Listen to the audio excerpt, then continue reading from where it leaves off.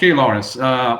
First of all, thank you for your time, for your attention for the Brazilian teams. And I would like to, if you can introduce yourself, maybe we can put the three questions in one. So introduce yourself. What has motivated you in joining the F1 schools program? So why did you decide to join the program? And what grades?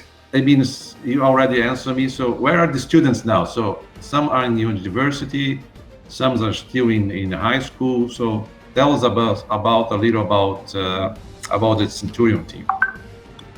Perfect. So I'm Larence, and I'm the team manager and design engineer for Centurion Racing, who competed in F1 in schools for 3 years, ending with the World Finals in Abu Dhabi 2019. I've been a massive fan of motorsport, I think, probably since I was 11 or 12, and after that I knew I wanted to be a motorsport engineer, and so I kind of was doing everything I could to push that way. Maths and physics and design and technology at school, and then by a complete coincidence I became aware of F1 in schools. So at that point I got together with some of my friends and asked if they'd be happy to join a team, and then we put a proposal together and went to our headmaster and asked for permission to represent the school. So that was in 2015. Yes, and that's how it started. So what has motivated us in the program? So for me, it's been wanting to be a motorsport engineer. So I've been able to find relevance in everything, and that's kind of what's driven me forwards. But for some of my other teammates, it's more been the fact that F1 in schools allows them to do something they're passionate about and express it in that way. So, for example, my teammate Grant would like to be a film director, and he's made these amazing car reveal videos for us and montage videos. So, yeah. And yes, now I am in my last year of school. Grant is in his first year of university, and Lara and Erica have 2 years left to go.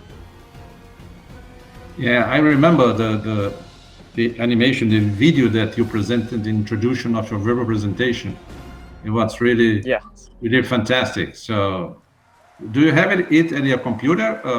Can we show it at the end of the presentation of this chat today or not? They're all on YouTube, so if you search Centurion Racing, they should all come up there. So definitely. Okay. Okay, so let's continue, and then people was already asking some points, but let's go to the. Okay, one thing that everybody wants to know is about how Centurion was created. You already told us, and it's how long Centurion has been created. I think you told us 2 or 3 years ago. And yes, so the team started about 4 years ago, and then has been competing for 3 years. So we visited a regionals competition the year before we first competed, to kind of go and see what it was all about. So the message is you must. Most people think that we go to the F1 and the first or second year we're going to have a great result. So, but we have a lot of examples like you. So the team must be there for a certain time to learn how to do it, to learn how to improve and get the results like you got at the end of last year. Yeah. Yeah, I mean that was definitely the case for us, because this was a kind of student-driven thing, because no team had ever gone from our school before, so we had no one that had any experience or knew anything really. So we had to use like our first competitions at the regionals to kind of gauge the level of everything, because until you see what people are doing, you kind of have no idea. So that's one of the reasons I think we are so fortunate that after our first regional finals, we came third. So we just got through to our national finals. But that was an amazing experience because we could see all the different things people were creating and like the level of it essentially. And that meant for our second year, we were able to go back and put forward a really strong entry. But I don't think if we'd have not got to the national finals in our first year, I don't think we'd have made it to the world finals in our third. Yeah, that's brilliant. So just a message in português. Pessoal, eu vou continuar essas perguntas desse slide e para quem entrou agora, o Elis vai mostrar depois também como é que vocês podem ativar o Google Translator nos seus celulares. Então, vocês aí com o som que sai aí, vocês conseguem uma tradução simultânea para português, para quem achar interessante, usando o próprio celular, tá bom? Então eu vou terminar esse slide e aí eu paro para o Elis poder voltar. Okay, so just telling the people to use the Google Translator. So the second point is how the team was built. I mean, how did you choose the guys? So there was something that you planned, or just say, okay, guys, let's go to Formula One. Who is interested in engineering? Who's interested in marketing? So how did you build the team and share the activities that you had to face? Well, that kind of changed throughout, actually. So in our first year, it was with 3 of my closest friends. So we kind of decided we were going to go for it. And rather than having specific interests in the different areas of the competition going into it, we came in kind of as a team working to get everything done, because we wanted to kind of be the unit. Then in our second year, we had 2 girls from a few years below who'd seen what we'd done and thought it looked really good, and they wanted to come in and do specific things. So Lara came in and became our manufacturing engineer and our resources manager, and that really helped her because she was kind of torn between whether she was wanting to study a career in business or engineering. So that really gave her an insight into both parts. And then there was also Erica, who was our PR manager. And so they came in wanting to do specific things with the team. And then we had for our third year, we'd gone from 4 people to 6 people. For our third year, 2 members dropped out again to focus on their A-levels. So that's your end of school exams before university in the UK. So yeah. No, okay. And okay, Centurion, I didn't know about the performance on the regional and finals in UK, and that was great. And of course, at the World Finals, you got a brilliant performance. So, if you could tell us which points you consider that were the key points that took Centurion to have such a brilliant performance. Which points would you point out for the Brazilian students?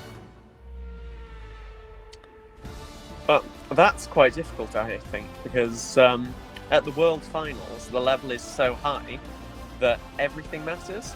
I mean, we found that out ourselves at the national finals in our second year, because we thought we'd done a really good job all round, and we had the fastest car in the UK, and we were really surprised when we didn't go on the podium and go to the World Finals that year, and really quite disappointed. And so we had to look at kind of everything else and see what we can do here, and we were able to take it to a much higher level. But I think the most important thing that applies to all areas of the competition is reading the rules, understanding the rules, and specifically the scorecards, because on them it tells you exactly what the judges will give you marks and points for. And, you know, if it doesn't fit in with that, you know, it may be something great, but you just can't be given points for it. So I think to really focus like that is really important. Yeah, this is something that we know in Brazil. Not all teams read the scorecards or are aware of what is really important. So that's a good point for that. I'm glad that you told us about this, because this is something that we are trying to tell everybody. Read the regulations, read the scorecards. It's like you're going for a test, but you already know all the questions. So please just read it. Yeah. Okay. Yeah. And do you have an idea how many hours have you dedicated for the last season of F1 schools, or how many nights have you lost trying to finish it, to improving your job or you're working? I think that would be impossible to count, but I think again, to get success at the World Finals at least, it does require a lot of dedication, and you have to be happy to spend the rest of like any free time you have working on it. So yeah. I imagine so. No more free time. Yeah. Okay. Not before the World Finals. Yeah. Well, the business plan, the verbal presentation. Well, first of all, yeah, your business portfolio is fantastic. We didn't share yet with the other guys. We are put the portfolio on our platform. So I went through it, and really, congratulations. It was really, really, really good portfolio. So thank you. Yeah. So you worked very hard. So I will tell the Brazilian people about this. So eles mandaram o portfólio de negócios dele, que é um exemplo maravilhoso de como se fazer um portfólio, né? É exatamente o que ele acabou de falar. Leram a regra, leram a tabela de pontuação e fizeram um portfólio que respondesse todos aqueles tópicos, e que fizesse sentido, obviamente, e que tivesse na sequência lógica, né, como a gente já falou algumas vezes. E você fala lá quanto dinheiro você arrecadou, a gente espera, como juiz, que vocês falem em seguida onde vocês aplicaram o dinheiro. Às vezes tem equipes que falam da arrecadação do dinheiro, falam da engenharia, falam do marketing, depois voltam com uma tabela financeira e fica bastante confuso, né? Esse portfólio ele vai ser compartilhado na nossa plataforma, todo mundo vai poder ter acesso a ele, e é um bom exemplo de como é um portfólio bem feito. Okay, so let's go to the point two. There's some questions that people ask us, and also we talk with some judges in Abu Dhabi. It's let's say the portfolio density. So your portfolio has a lot of information. I think relevant information, but how do you manage during the judging process? So the judge had only 10 minutes to talk with you for pit display, and that's also for the portfolio. How did you manage the time? How did you manage to show the portfolio in such a limited time? Well, that's another difficult thing, really. I think we had a lot of content in it, as you said, and as you'll see. We really took that 10 minutes to kind of brush over it overall, to be honest, because you've got to show the pit display in that time too, and we've done a lot of work on that. For example, in past years, we'd heard of teams where their pit display hadn't been delivered, so we've done work looking into places in Abu Dhabi where we could buy stuff to make a substitute display and get all of our graphics printed to go on it, and we've got documents about that too.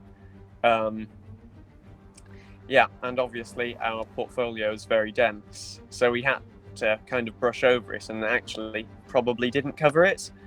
But in that regard, we are hoping, because the portfolios are sent in advance for the World Finals, that the judges would have chance to read it and see the content for themselves. Okay. Yeah. Okay. Yeah, we talked about verbal presentation. You did it very well, and I remember you stay within 10 minutes. So a lot of teams have many difficulties how to do it. How did you manage? How did you train, or what was your strategy to stay within 10 minutes for the verbal presentation? Usually people start talking and they don't stop. We have teams with more than 14 minutes and we have to ask them to stop, please. Yeah. So, but you did it really quite well. So how did you manage this? How do you decide to manage its time limits? Well, I suppose there are a few things. So questions 3 and 4, how do we stay in 10 minutes and how do we decide which points will go in? They're kind of interlinked, but essentially for staying in 10 minutes, I'd advise all teams to do it with a script so that you know what you're going to say and you can practice it, because that way you can record it, see how long it's going to be, and then you don't run into difficulties. I think that one's kind of obvious. You've got to practice, and if it's too short you can add more, and if it's too long you can take stuff out. Now, on what points we decided we'd fit in, you mentioned that lots of teams often go well over 10 minutes, and that is because 10 minutes is such a short time to fit in everything that you've done. So again, the first thing to look at is the mark scheme. So with such a short time, if it's not in the mark scheme, you shouldn't be saying it. So what we tried to do was pick out something to say from each area. So something about the marketing, something about the kind of business and finance side, and something about our car. And from all of these, we tried to fit them around either one or multiple of the 3 areas that you're marked on. So they're innovation, collaboration, and F1 in schools learning experiences. So we tried to make sure that they all applied to those and that they're all quite innovative and stood out of themselves. Yeah, that's okay. That's great. Good idea. Yeah, I saw one comment now from people join us that said, yeah, about doing a script is very good idea, and the important thing is how to prioritize the relevant matters. So just what you talk now. So stay at the script and with the scorecard, and so you know that you are going to present exactly what the judge wait for to get. Okay, good. So product management. So how do you organize yourselves? So I mean, you decided, okay, who is what's going to do what, then how do you organize? Do you have do you use any software or just an Excel time schedule? How did you organize to be sure that everything will be done on the right time? So we definitely kind of evolved this through trial and error throughout the years we competed. But by the end, obviously, kind of what people have to do for the events is decided by their roles. So we'd sit down as a team and have a look at essentially everything that needed to be completed by an event and look at the kind of hard deadlines. So, if this was exceeded, we couldn't compete. So stuff like that. And then actually what we found was best was if everyone made their own time plans, because we were all very busy anyway. And obviously no one knows what we can do more than ourselves. And we found that when we made them ourselves, we were much better at sticking to them. So when we'd all gone and made our time plans to calculate for what the responsibilities we knew we'd have, they gave their time plans to me and I made them into like one big collated time plan essentially. Another thing is to make sure that you have some contingency time planned for everything. Mm-hmm. Because what I think all F1 in schools teams find out at some point is nothing all goes to plan. There's going to be something completely out of your control that sets you back, and you need to make sure that doesn't essentially stop you in the end.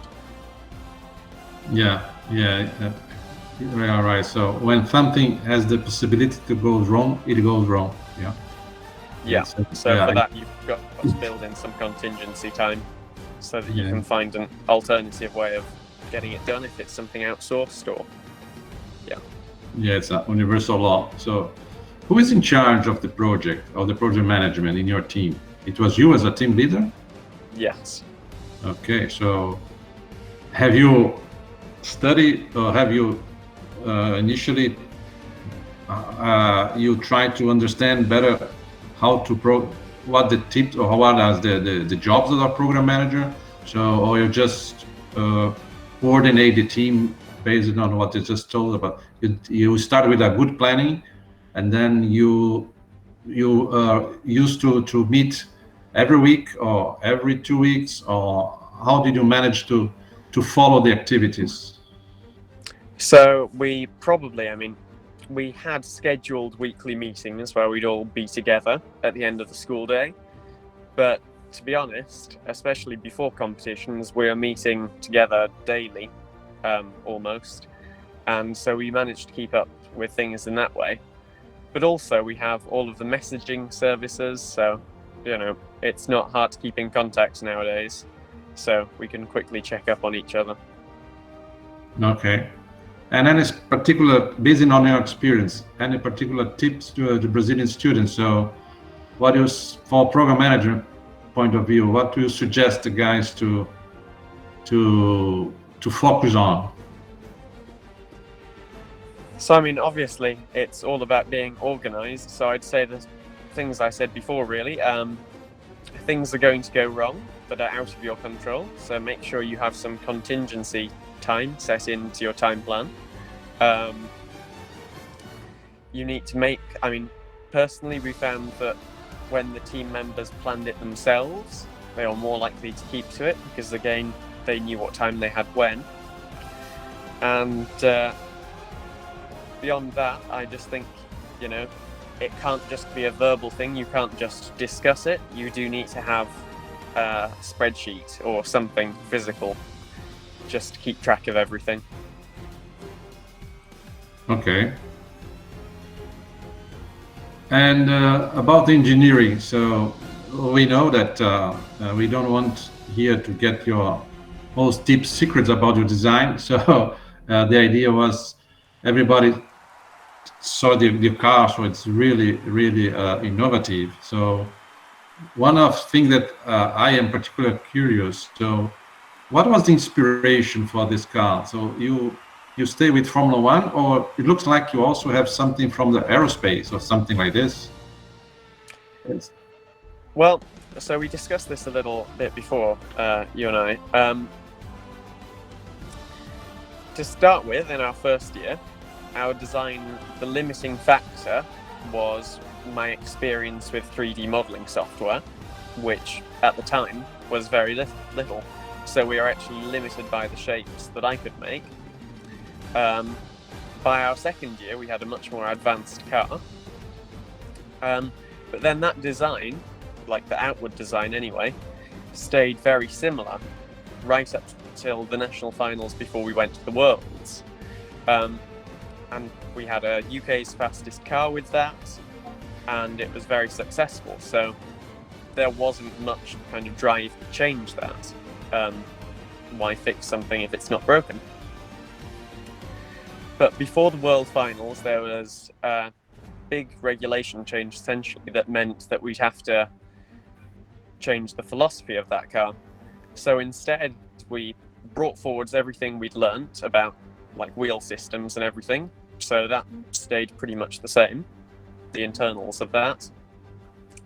But then we actually made a kind of completely science-driven car and started from scratch. So the bodywork is all using the Coanda effect to direct air, to channel it where you want. For example, you'll notice the body looks quite skeletal. That is essentially to try and minimize the frontal area of the car to reduce air resistance. So when you look at it from a perfectly front view, all you can see is your virtual cargo in the middle, the wheels, and your CO2 cylinder. Other than that, there's nothing. So there's that, and there's also, you notice the wheels are quite far out, and the car is actually as wide as the regulations will allow. And that is to maintain clear airflow in the middle of the car, because the wheels are spinning the air around and churning it up and creating a lot of turbulence. Mm-hmm. So we thought that, we don't have masses and masses of processing power, we can't do lots of complex simulations, but with the narrower car and all the turbulence, we couldn't accurately map what the air was doing around the car and if the elements were functioning as we liked. So it was much better to take those away from the other elements, and we actually found that reduced the drag coefficient a lot.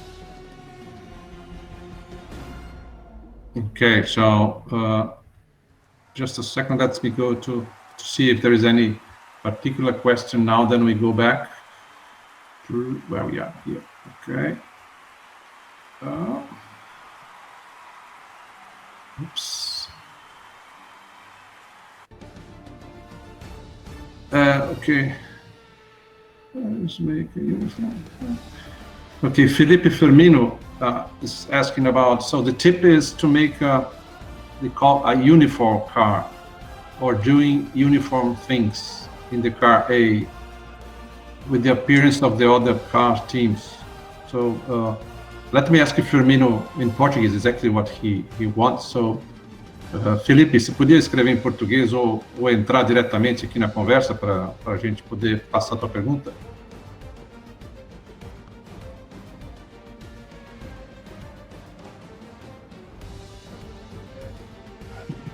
Ô, Felipe, você está aí? Oi, tô aqui. Olha, a pergunta que eu tenho é a seguinte. Uma das dicas que ele pode dar pra gente significaria a gente tentar fazer um carro um pouco mais uniforme com questão de aparência para potencializar mais a eficiência do carro, podemos dizer assim, tipo, pegar dicas de outras equipes para, tipo, de aparência mesmo do carro, de formatos do carro para poder utilizar nos nossos projetos? Tá, quando você fala uniformizar, são pegar ideias de outros, né, se inspirar em outros modelos para você chegar, tá? Quando você fala no carro A, você está falando em um primeiro carro e depois evoluir em cima disso, essa é a ideia? Exatamente. Tá bom. So, hi Larence, are you there? Okay. Yeah. The point is, one idea is the people are studying, checking design cars for many F1 school teams, and try to get what seems to be the best ideas for the front wing, for the rear wing, for the body of the car. So they try to design a car, like say that having like an inspiration. There's cars that succeed well in competition. Then you have let's say a car A, and then you try to improve based on this concept car that was born using good ideas from other cars. So have you tried this? What do you think about the idea, or it's better to forget it, start from scratch? I mean, we've definitely looked at other cars because, I mean, within F1 in schools, and also, to be honest, in the world of aerospace and things, because in F1 in schools, there was probably nearly 20 years of work that people have done, 20 years of different teams. So it would be silly, I think, not to look at that. And also aerospace, because there are obviously people that have invested billions of pounds and euros and dollars and whatever in developing these cars. So with limited experience and resources, I think you've got to look at everything like this. But I've found with the cars, to make a truly fast car, you've got to understand what it's doing. And also another important thing in F1 in schools is to make it fit the rules. So for that, there has to be understanding. And I just don't think you get that from copying someone else's car. Okay, good.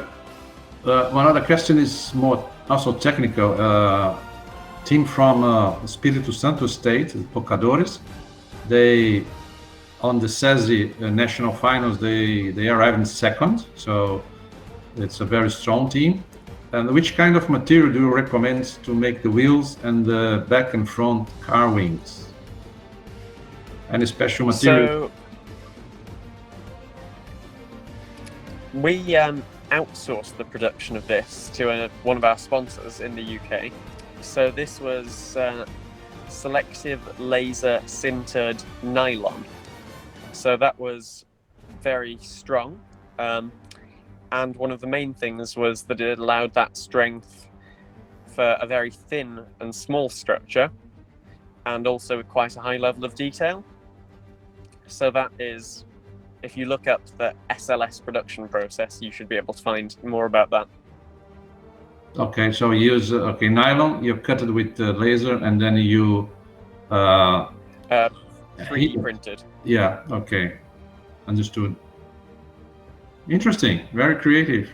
Congratulations. How did you come with this idea?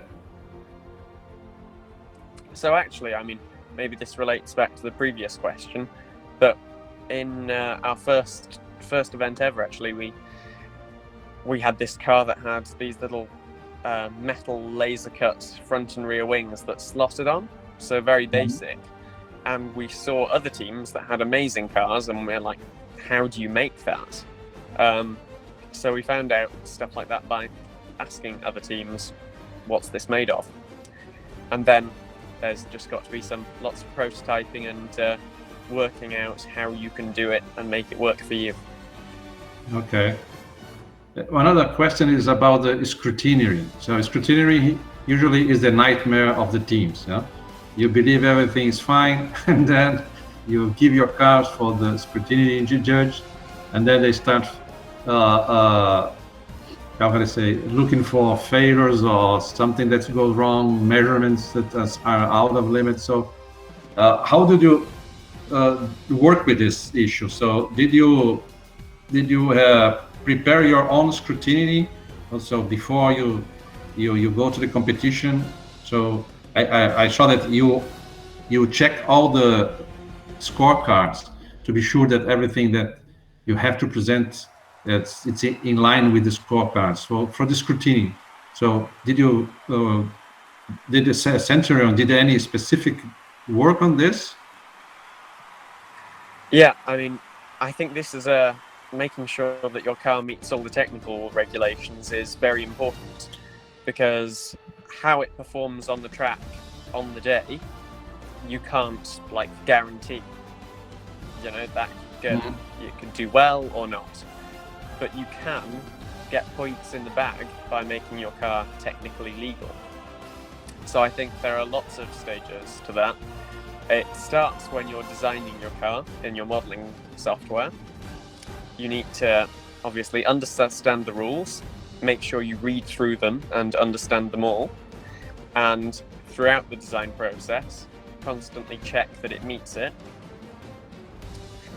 When you're doing that, you should be thinking about the materials you're using and how you're going to build the car.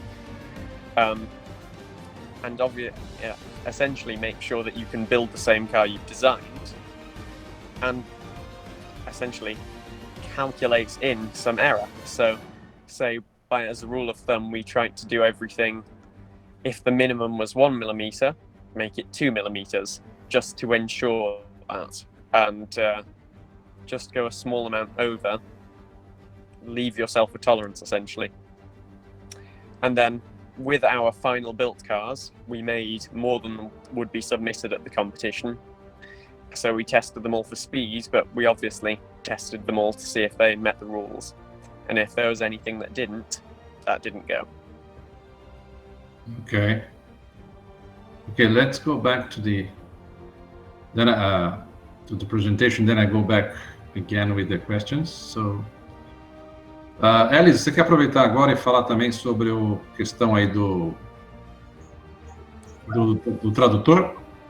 Sim, com certeza. Pessoal, tá, até aqui tudo tranquilo. vocês tiverem alguma dúvida, nós compartilhamos aqui uma dica muito interessante para utilizar o Google Tradutor, ok? Então, utilize o Google Tradutor na função transcrição de áudio do inglês para o português, ok? Então, essa transcrição, ela vai acontecer no seu celular e você pode acompanhar o texto de forma simultânea. Uma outra dica também muito interessante é aqui no canto, os 3 pontinhos, existe a função ativar legendas, tá? Então, assim que o Valdemar e o Larence estiverem falando, as legendas elas irão surgir automaticamente para vocês, ok? Podemos continuar, Valdemar. Tá bom, ok. So, let me see here. There's a question from Felipe. Se não existe alguma área, podemos ficar inicialmente para o final do projeto não ter dor de cabeça. Existe alguma área em que podemos ficar inicialmente? Felipe, eu não entendi sua pergunta. Eu podia entrar de novo, por favor? Desculpa aí, Valdemar, foi o meu corretor. É focar. Alguma área que a gente pode focar no início do nosso projeto, para no final não ter dor de cabeça. Inicialmente, o escrutínio, né? Que é uma das partes mais difíceis. Uhum. Tipo, na opinião dele, qual é a parte mais importante, assim, para focar no início do projeto? Projeto, você fala projeto do carro, né? Não, projeto total. Pode ser tanto focar em marketing, focar no projeto de engenharia, de design. Para ele é a parte mais importante. Tá bom. Ok. Larence? Are you there? Yep. Well, the question now is about focusing. The team will start the program, so you have so many activities. The question was, is there any specific area that you recommend to focus, the most critical area, or everybody will split the activities and everybody starts, everyone taking care of his own part, or do you recommend to start focusing on the design or in marketing and sponsorship, something like this? Well, I don't think you need to understand everything that's required for a competition, all of the different things that you'll have to submit. But I think to get the best out of it, you need to be working on the different areas simultaneously. So different people on different things. So, for example, I worked on the car. While all this was happening, there were people working on getting sponsorship, including me. People working on social media, stuff like this. Because if everyone's kind of on one thing, you know, there's only so much you can get done, and you waste a lot of time like that, I think. Okay, so go on. We lost your image. You probably shut off your camera. Let's go back with the mouse. So I think you have everything better? No. Yeah.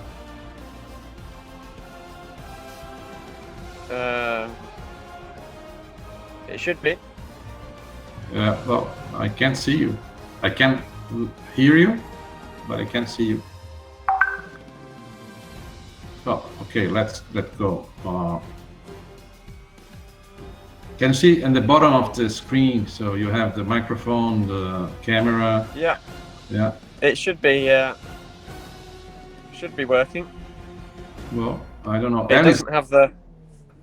It doesn't have a red cross over it. Very strange. Alice, você tem como ativar por aí, Alice? Vou tentar, Valdemar. Peço aos demais participantes para desconectarem as câmeras e a gente facilita assim a conexão com Laura. Só um minuto, deixa eu tentar aqui. Eu vou fazer perguntas aqui. Now, anyway, while Alice is checking what we can do, there's your friend Pedro. Yeah, okay. Can I ask something? Of course, Pedro. Even if I say no, I know that you are going to ask. So please, no, feel free. Ask whatever you want. You already have sent a question for us, but I didn't understand about the partnership. So if you could explain better. And why you came with your question, there's from Pocadores team from Espírito Santo. How do you calculate or you estimate the return of investment, the ROI? So it's very difficult concept. So how do you, how Centurion calculate or estimate the return of investment for the sponsors? Yeah, so I think you've got to look at this on a sponsor by sponsor basis. It's very difficult to put a kind of a monetary value on exposure, for example, on social media from your own platforms and from the live streams of events. It's hard to put a value on that, but you've got to be looking at all of your sponsors, because why they're sponsoring you will be different for each of them. So, for example, we have some university and they're looking at helping schools in the local community, and that's their side of it. And there are companies on the technical side that would like exposure to more F1 in schools teams, so other people that will then go on to use their service. And then what I would say, if we're talking in terms of sponsor agreements, is there'll be specific requirements they ask. Like, you know, we want our logo here, or we always want, etc. And I think you've just got to make sure that you deliver on those. Okay. One other question is, do you know the methodology Scrum for project management? No. No, Please it's tell me Scrum. more. Yeah, it's used by high-tech companies. Let's say you are going to develop apps for mobile or something like this. So instead of having a heavy time schedule, difficult to manage, you just have the basic, the apps that represents the Scrum is the Trello. I don't know if you know Trello. No. Okay, so Trello, this is started with, I don't know in English the name of the 3M, the yellow papers that you can write and put on a wall. You can fix on a wall. Post-its. Yeah, Post-it. Yeah, right. So, and then you have some columns when you have all the activities that must be done, and then you split the activities in minor activities. So let's say do the portfolio. Okay, then you split. I need to do the cover, I need to do the index, so I need to choose the relevant arguments. So we split in many activities, and then you put a name of responsible and a date. And then when people start working, they move this Post-it to the next column that is execution. Then when it's finished, you move to another column that is tests. That means someone else will check if the job is okay or not. And then everything is okay, so this Post-it goes to the last column that is finished. So when all the Post-its move from the first to the last column, all the activity is done. And you can do this in 15 minutes every day with a team. It's very easy. And then you have this app, it's called Trello, Trello. You have exactly this, but and virtual. So you can write the Post-its and then you can move it. So everybody knows the status of the project, who is doing well, who is delayed, something like this. So, okay. So you didn't use it. Okay. So it's very interesting. Yeah, you can. I didn't use that, and it sounds good. But to be honest, what worked for us was something similar. I don't know if you've used Google, any of the Google suites like Google Docs or Google Sheets. But those documents can be shared with other people and they can update it. So we had our project plan as a Google spreadsheet, so everyone could see it and mark on if they'd done something. And we had all of the different elements, like you mentioned portfolio cover, whatever it is, marked on there. So okay. Yeah, I saw that some teams use the Google apps for this. Yes. Pedro wants to to ask something, but I think I know what Pedro's asking about, so I can tell you all about that if you'd like. okay, because he said, okay, I am afraid to speak English, and because he insists that his English is not so good. We are not here for give you a note on your English. So if you want to speak in Portuguese, and then we translate, or if you want to try to speak English, so I can tell you a bit about it if you'd like. Yeah, okay. So I believe Pedro, with his F1 in Schools team Spark, obviously perhaps the resources available for F1 in schools in Brazil might not be as good as other places, just because of the amount of time that it's been in the competition, or the amount of teams that have gone from Brazil. But Pedro's idea is to do a series of video interviews with people who have been successful in F1 in schools from around the world, and then share them with other teams in Brazil, so that everyone can go forward and learn from that experience. So a bit like I said about it really being essential to go to competitions and spend an amount of time in the competition to have the experience to do well, Pedro would like to interview people so they can share some of that with people. So I believe the first one is going to be on the 8th of May, and I think I'm going to do that with him. So yeah, I think it sounds very good. Hey Larence, and thanks for your participation, and I apologize for don't speak here. My conversation is not good for this. You can be sure we will do great things yet. I'm looking forward to it. Ok, parabéns, Pedro. Sempre tomando iniciativa. Deixa eu só voltar aqui, porque a gente sai da engenharia para ir para outros itens e a gente finaliza aí também, para vocês poderem fazer outras perguntas. Deixa eu compartilhar a tela de novo. Só um segundo. Oops, vamos lá. Okay, we talk about the design, so about the tests. So, have you used the wind tunnel, the virtual one? Have you some tests on the tracks?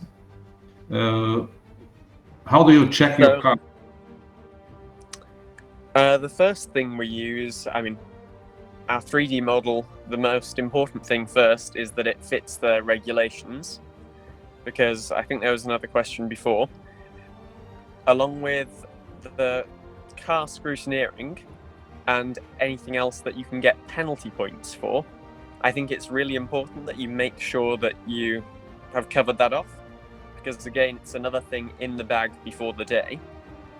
So the first step was to make a car legal, and then we used Autodesk CFD to do wind tunnel tests, because essentially at that stage you're still not using any physical resources, and actually the Autodesk software is free for F1 in school students, so it's a good free way of testing, and that's the same for everyone. So we use this to work some things out, but one of the things about the simulation, essentially the simulation is never going to be 100% accurate to real life. So yes, we did do physical track tests too. So we essentially, this started out as a much smaller thing for us. Before our first ever competition, the car was finished the night before and hadn't run on the track before. But at the World Finals, for a time, we made all of the cars that we made in Autodesk CFD, we made a physical version of, because then we compared the results.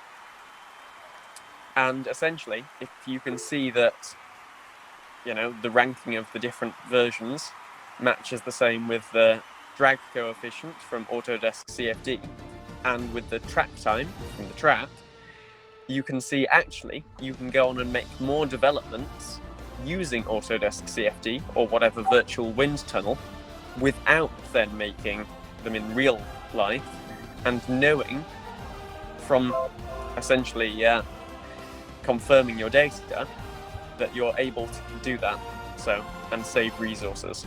because that's definitely something that was difficult for us. Okay. And well, just finishing engineering. So external collaborations. We talk a lot here about try to find external collaborators. It's very important. You don't have all the knowledge, so try to have a network of good contacts. So what have you managed this? You stay with the school, you have contact with industries. How did you manage this? Yeah, so there are a few aspects to this. There's when some of our collaborations came from knowing that there was a specific product that we wanted that we couldn't afford, so we looked into making a partnership with that company so that we'd be able to use whatever it was, for example, our 3D printed SLS material. But then you get to the areas like making the car, and before the competition, no one at our school knew how to use a router. We didn't have one, so we had to use someone from Nissan. But then we worked together with them because this guy is making cars for lots and lots of teams. We worked with him to learn how to do it ourselves. So I think that's really important too, because now I know how to, code, make the G code to machine a car, and that'll be really useful for university, for example. So definitely trying to make partnerships with other people where you don't have knowledge to pass that on to you too. Definitely. Okay, about manufacturing, is there any particular point you said, okay, what was the most critical part or the critical process for you in manufacturing your car?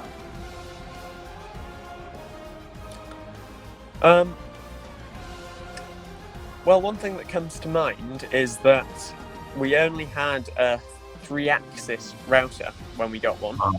Okay. And second-hand. And when we were making our World Finals design, we were constricted, so the design was constricted by what we could make. And essentially, we 3D printed a new piece for the machine, so we could add a manual 4th axis, because that allowed us to get a lot more of the detail on the car that we wanted. And something like that, I think that really impressed the judges, because it's very innovative and is something that we did and made work that probably cost almost nothing to us. And if we'd have wanted to go and buy a 4-axis router, that would have cost thousands and thousands. So innovative ways to kind of get around constraints and problems, I think, are always good. Yeah, sure. Okay, good. One general question here is the difficulty of getting sponsorship. I don't know in England how is the situation, how easy or how difficult it was when you went to the companies and tried to present yourself. So, how did it work for you? Well, I don't know how it is in the rest of the UK, but essentially, obviously the UK has had a lot of success in F1 in schools at a World Finals level, but lots of these teams are from the south of the country, and there's a lot of industry there, and that's where the F1 teams are, and it's a lot richer down there. So we, as well as coming from a background with no experience, come from an area of the country that's kind of essentially got less money for this type of thing. So we found it really difficult. One of my tips is I think you need to constantly be working on sponsorship, because that was definitely a constraint going into the World Finals. All 4 of us were constantly contacting companies to try and get the money together so we could go. But yes, I'd say just contact lots and lots of companies, because we found that actually when we were able to speak to them and, if possible, meet them in person, they always decided to sponsor us. But there are so many that won't reply to your email, won't pick up the phone, that you just need to contact lots and lots of people. Yeah, okay, so same thing we are doing here.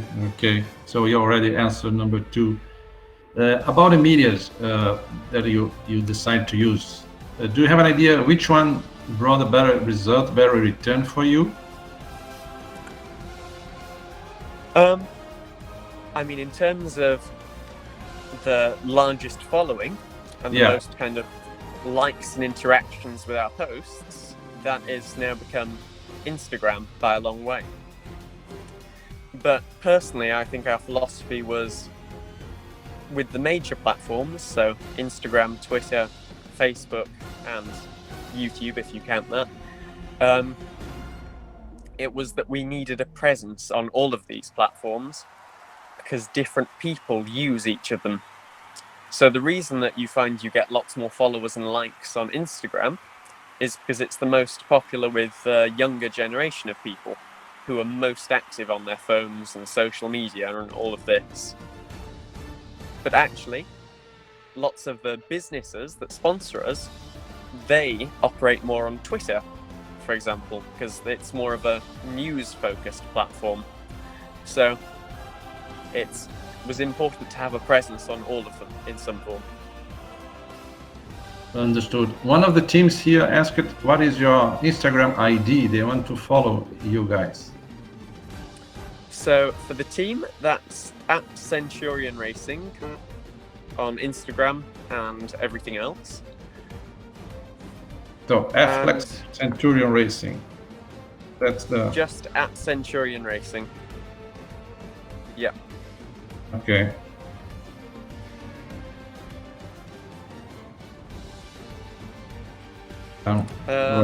For them. So are we on question 4 now?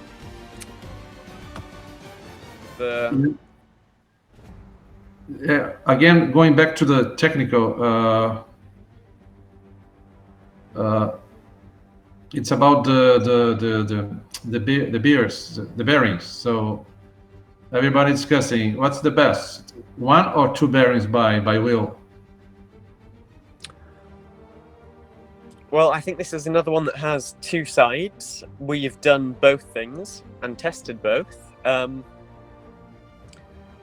We've found that actually 1 bearing was the fastest, but if you have 2 bearings on each wheel, each bearing is taking half the load. So we actually found that across multiple runs, 2 bearings was the fastest because there was less degradation. Okay. The Pocadores team want to ask you something with the audio. So please, go ahead, Pocadores.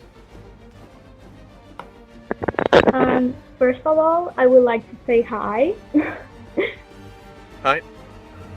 And I really would like to ask, what is the size of the wheels that you use in your car? Is it the smaller you can use in the reglement? We would like to know.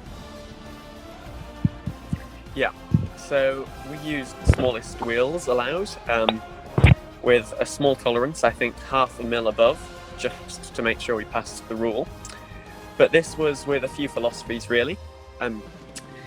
Firstly, so your wheels are the elements of the car that create the most drag, as they're spinning the air and creating lots of turbulence. So the smaller you make them, the smaller the area of impact is.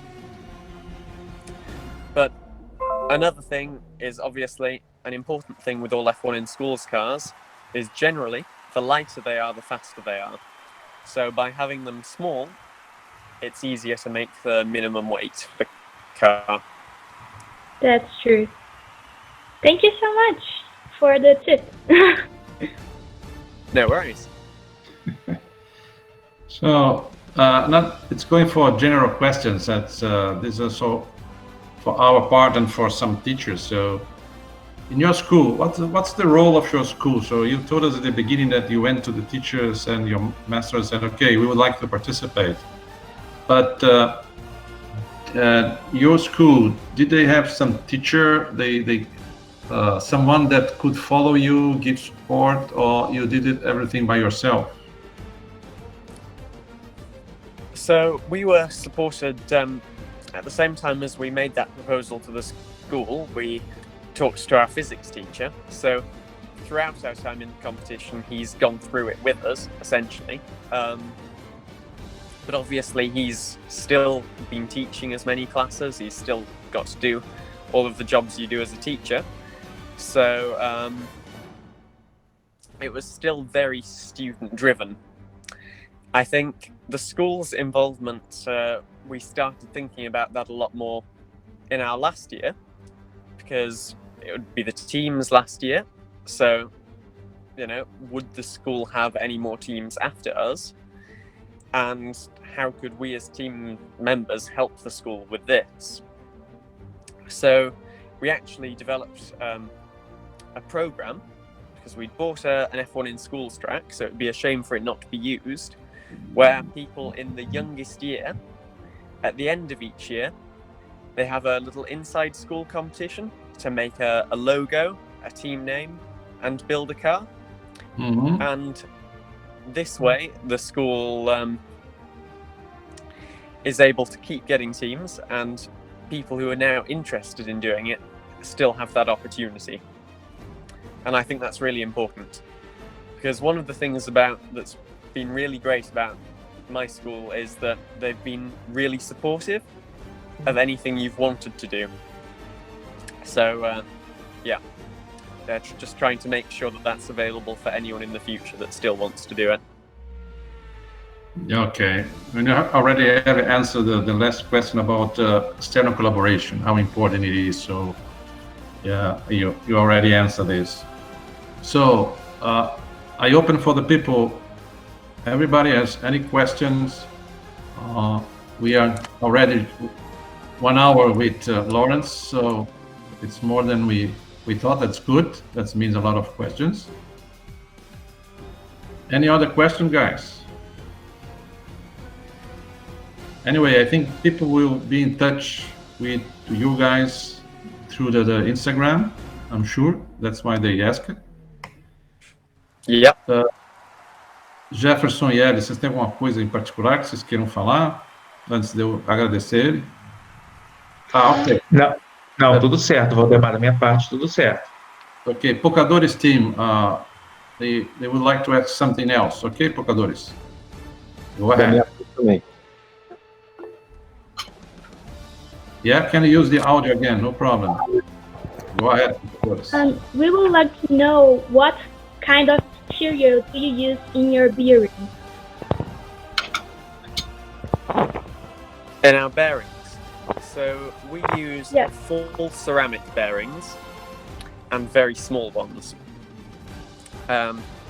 So we got them from a company called ABEC, ABEC 357. They're really great. They have all of the types of bearings that you'd want for F1 in schools, so all very small and a few different materials. And they're very willing to sponsor lots of teams, so I'd encourage you to contact them if you haven't already. What we found best were full ceramic, and I'm just getting them up here. I think it's I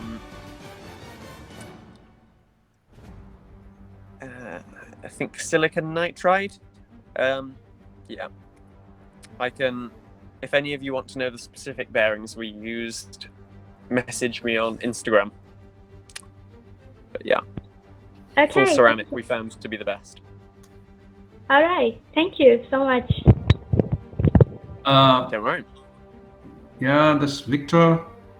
Okay, Victor wants to say thank you, and if you got some aero tips, how to make the aero performance convert on the track performance. What exactly you mean, Victor? Are you talking about aerospace or what?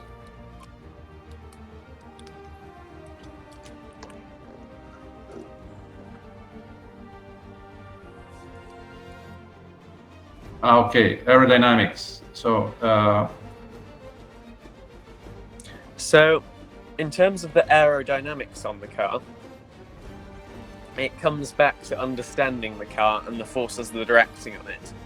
So you've got the air coming forwards, essentially, in this.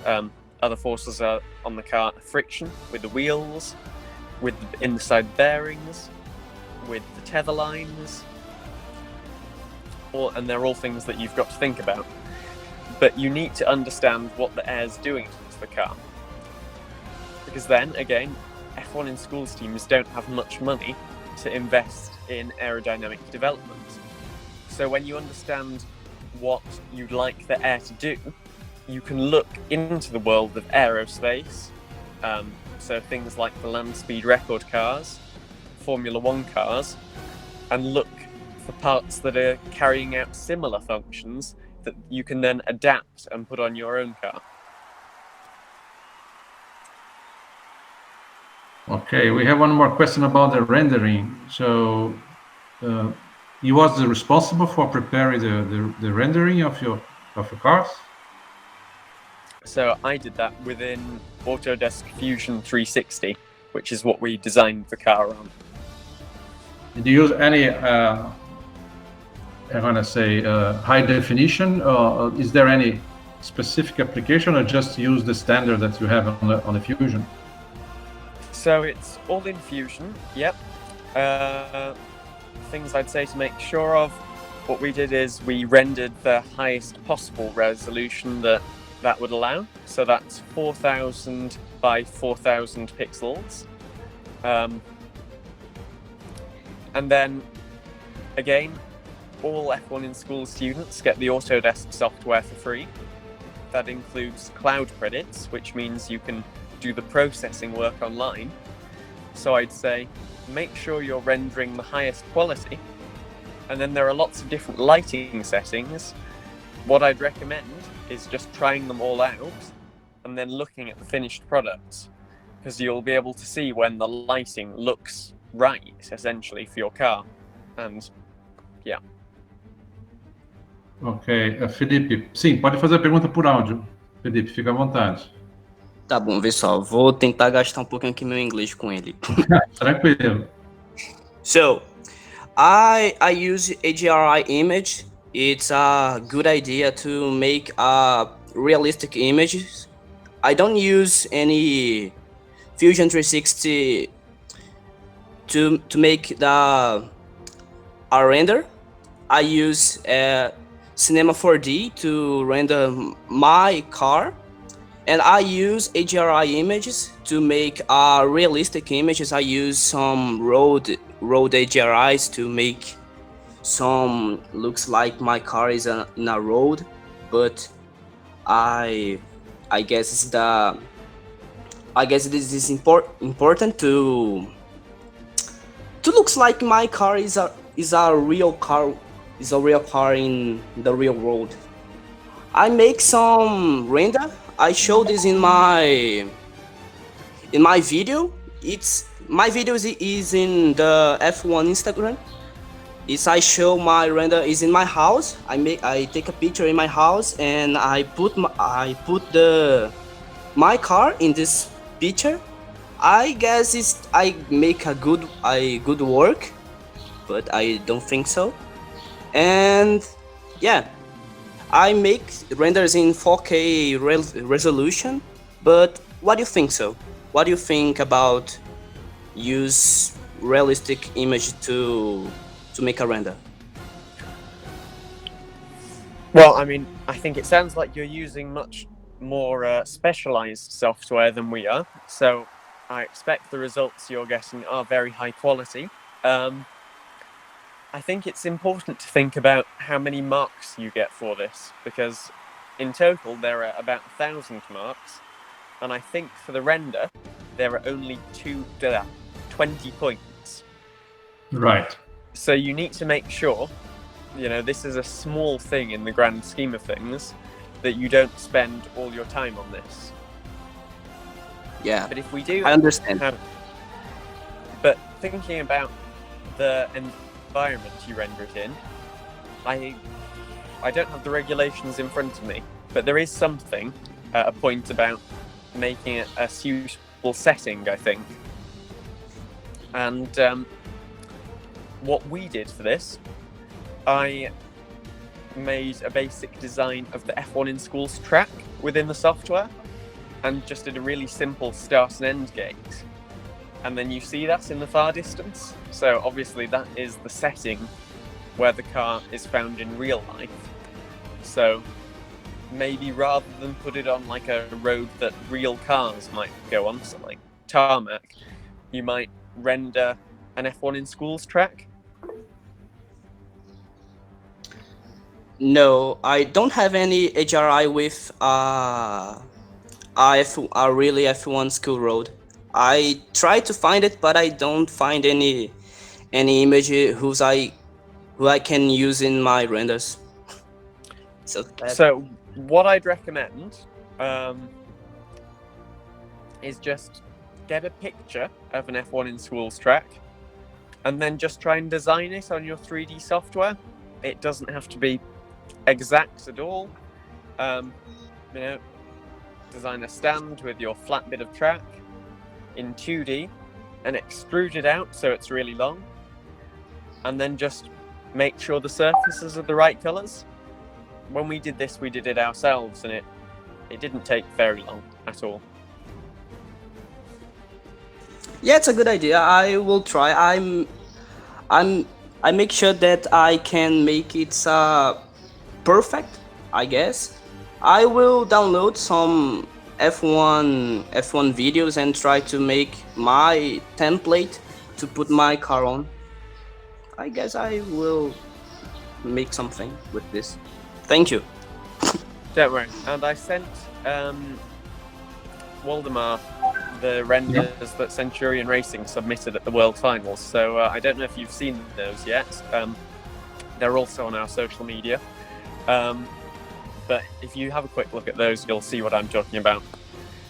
But I think my biggest advice would be not to spend all your time on it. Yeah, makes sense. Yeah, well, last question, because we are already, we have Larence for more than 1 hour now. It's 8 o'clock. And yeah, probably his mother is asking if he's going to have dinner or not. So, so last question is, I put in one question, it's the same team, Techium team. It's about the strategy you use, the marketing strategy to have your social medias growing faster and get more audience, and also if you use any specific software to design the uniforms and portfolios.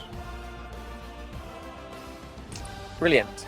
So in terms of growing social media, there are 2 methods we used. I think all of the social media platforms have their own advertising schemes. So there you can choose which audience you want to focus at. So that's gender, age range, geographical location, people with certain interests.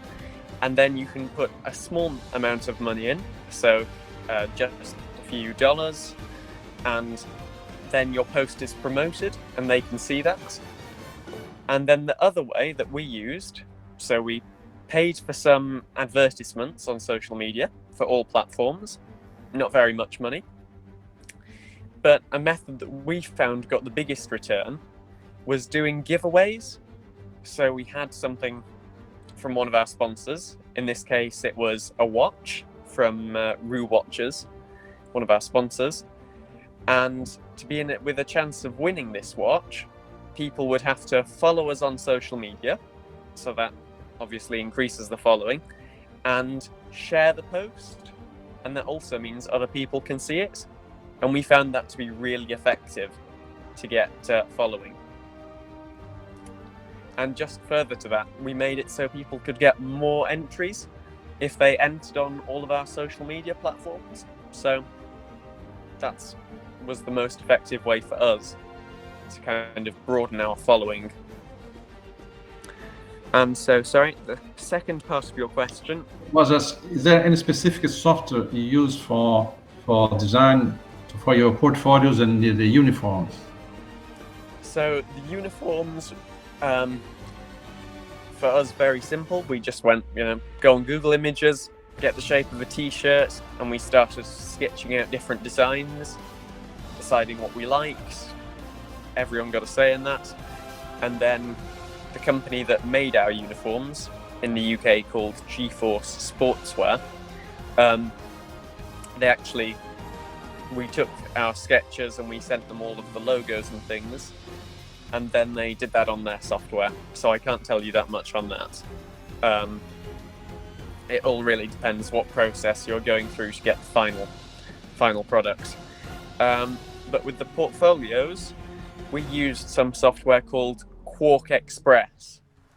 But there's also other stuff. You can use Microsoft Publisher, I'd recommend, or Adobe InDesign. The one thing I see a lot of people doing that I don't think is great is people designing their portfolios inside PowerPoint, and I think that just constricts you too much, because that's not what the software is designed to do. Okay, can you type the software you told us about the portfolio? I don't think we know this program here and this software. Just half a second. No.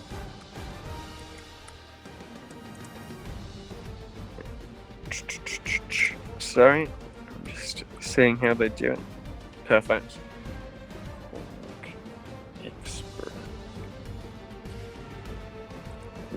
There we go. Okay, good. So Tachyon, yep. You want to use the audio, please do it, but be fast. We are running out of time, so not in a particular rush. Yeah, I didn't tell Larence that we are going to have him for such a long time. So please, okay, Tachyon team, go on. Okay, so what are you saying to do a promotion on the Instagram? I wanted to ask you, when you are not,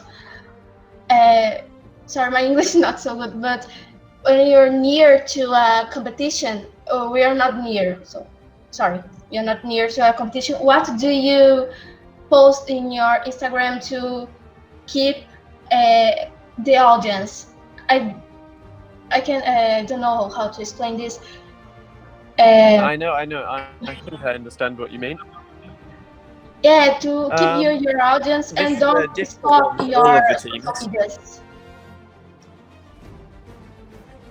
I think a very easy thing to do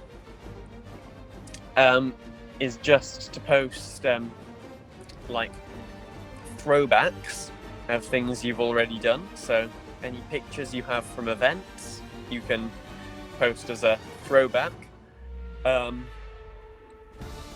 also, I mean, if you definitely know there's a competition coming up, it's not the end of the team's time. Doing stuff like investing in something to give away is a really good way of attracting an audience, because say if you're coming close to an event and people are following you, they might be checking your social media anyway. So this is the time to kind of incentivize it.